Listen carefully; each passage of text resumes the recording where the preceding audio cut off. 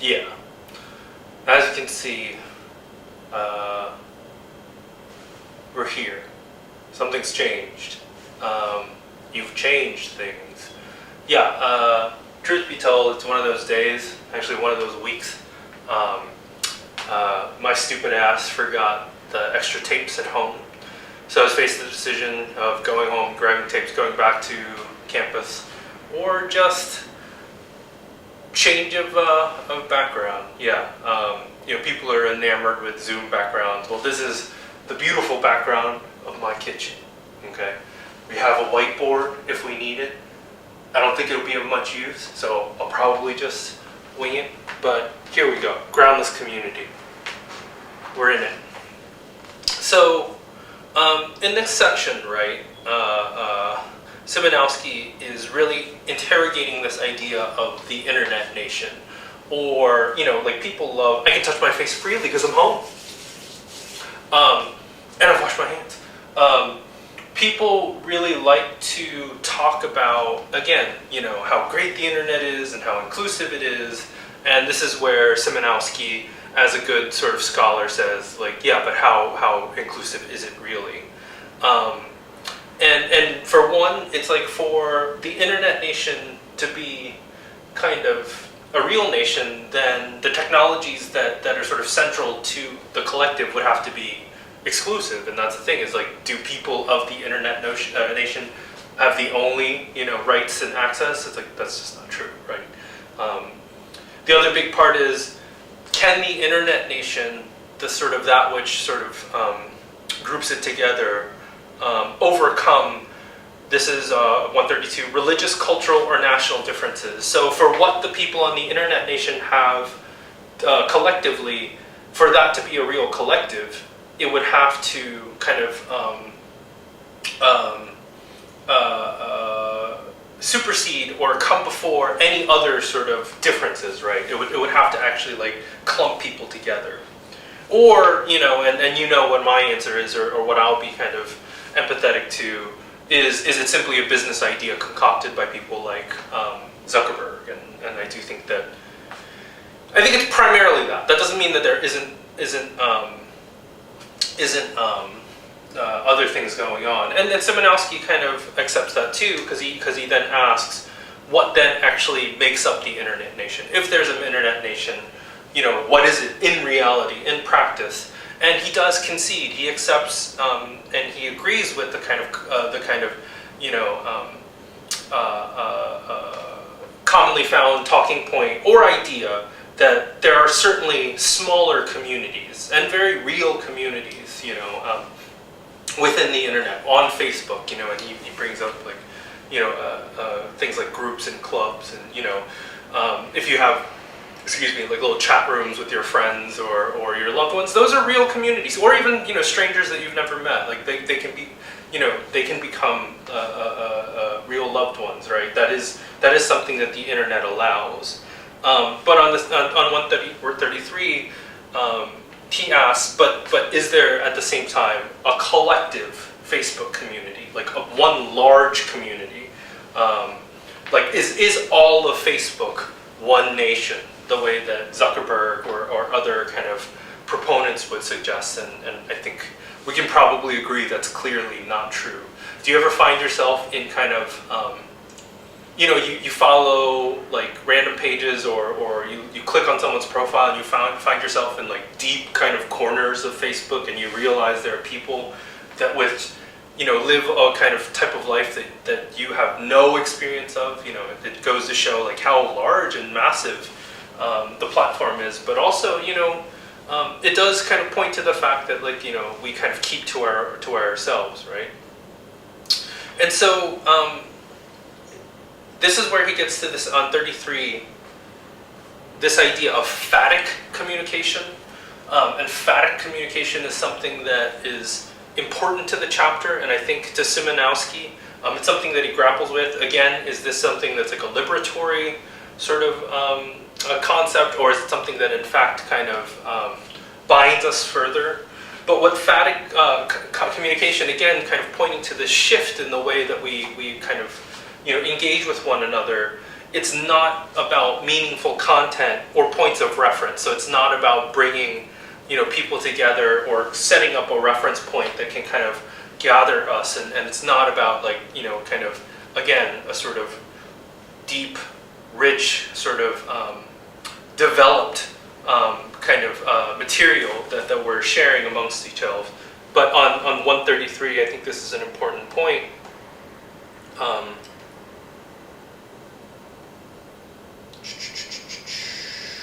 Chapter so long. So yeah, by the way, we're in Groundless Community, obviously, at this point. It's in the communication as such, which recalls nothing but its own doings. So we're not talking, and it's not linking up to other stuff so much as it's about itself, or we're talking for the sake of talking. It's the difference between, again, if you treat the participation portion of a class as a quota system, and you just speak for the sake of speaking, that would be phatic communication, I think. I think that's fair to say.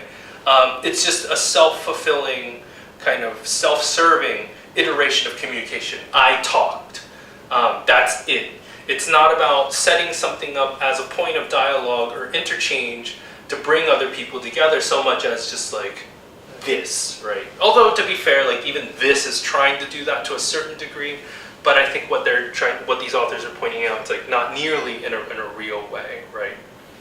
And so, moving on, he does try and talk about how would we actually build a community, right? What would we need to do?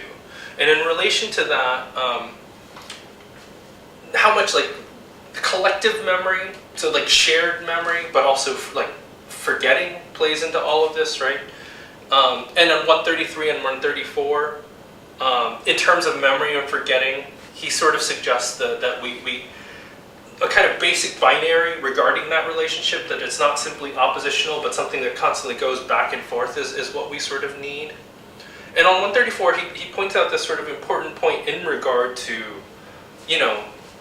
I think a lot of this, whether it's history, memory, community, in relation to all of these things, can the universal, this is the end of the first partial paragraph, can the universal we that is constituted in the human's rights debate via the memory of horrific deeds, with the Holocaust, Hiroshima, and Rwanda serving as symbols of atrocities committed against humanity as such, and thus relevant for each one of us, emerge from the void. So what he's saying here, if we parse this out a little bit, is that in the middle of human rights, the discourse on human rights, what's sort of crucial to this is this idea that we kind of have to set up this idea of a universal collective we that includes all of us.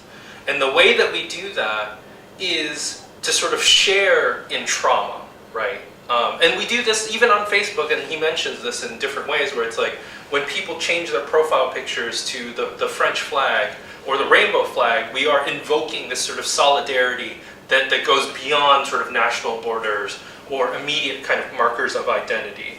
And, we do this by remembering, right, atrocities that have been, committed against, just I guess, humanity, including the Holocaust, Hiroshima, and Rwanda. And even in that move, I think it's important that he's using those three examples in conjunction with one another and not setting up one as more important than the other, right? That's an important move. But his point is that for us to kind of gather around these atrocities, we can't just simply forget all of human history, right? We have to kind of remember those things. That collectivity and that memory doesn't come, from nowhere, basically. And so this is where he talks quite a bit about Jean-Luc Nancy, right?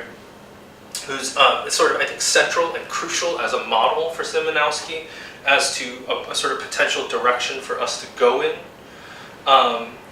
That for Nancy, the way for us to move forward as a people is an identity-less and memory-free community, right? So he's kind of grappling with those questions. That for Nancy, in order for us to move forward and really be a kind of global community, there needs to not be identity, right? And also, we have to kind of stop memorizing.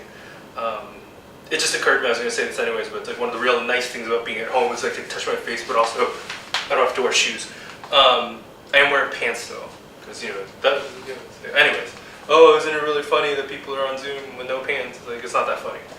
It's not that funny of a joke. It's pretty old. Anyways,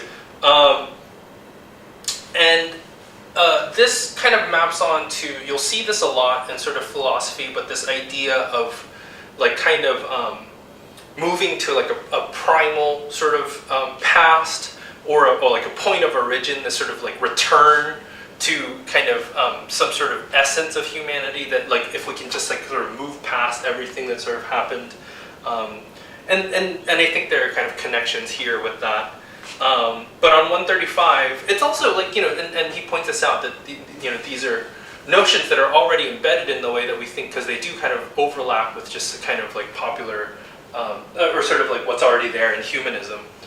But Nancy points out in 135, this is that after the break, this idea that humans can transcend the specificities, whether it's like the historical or whatnot, that distort humanity, which meaning like we can get so caught up in, for example, historical sort of resentments. So I'll just use the example of Korea.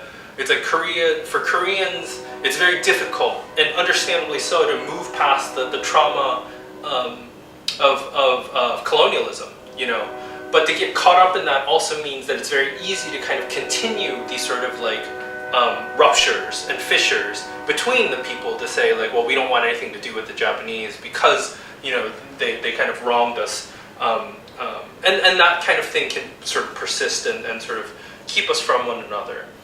But it is as if we're like returning to some sort of prior point, as if that's possible before culture. On 136,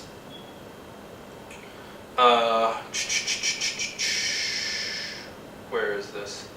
Like the first few lines of the first full paragraph, like the processes of signification or representation, right, of language, right, and reference, meaning like what we are referencing to, right, or ideas that are prior that like to their actual existence. This is a really kind of tricky part, but you'll see this in someone like Derrida's work.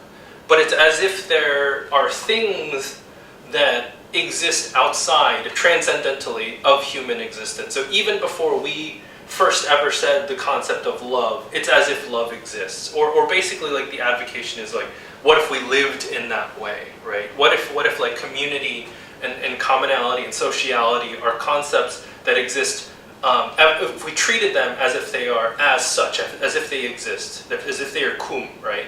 And am I using that correctly? I think so. Oh, that's being with others. But, like, let's see.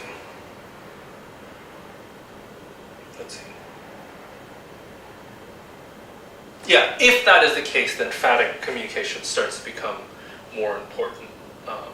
But that is like one of those kind of, again, like kind of points, more kind of denser points that's going on here. Okay, moving on.